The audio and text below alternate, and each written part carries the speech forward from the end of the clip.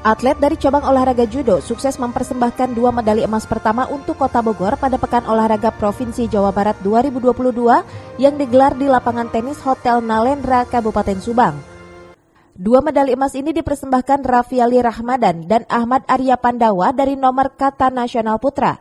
Sedangkan 1 emas lagi dipersembahkan Yasinta Gustianti dan Puspita Dewi dari nomor kata nasional putri.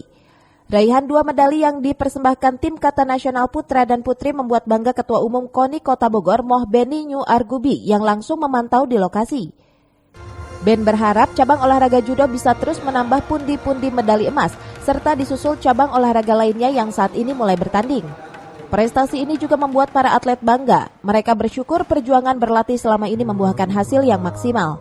Oke, faktor apa sih yang bisa bikin kalian sampai di titik ini, sampai kalian juara dapat emas? Pas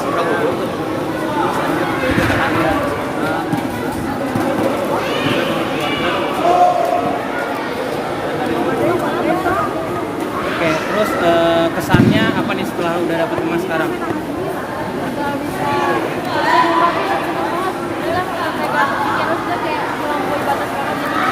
Dan terakhir pesannya untuk para calon atlet penerus kalian.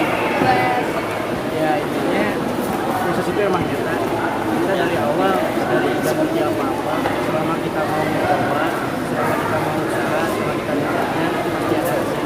Alhamdulillah ini hasilnya. Oke, terima kasih.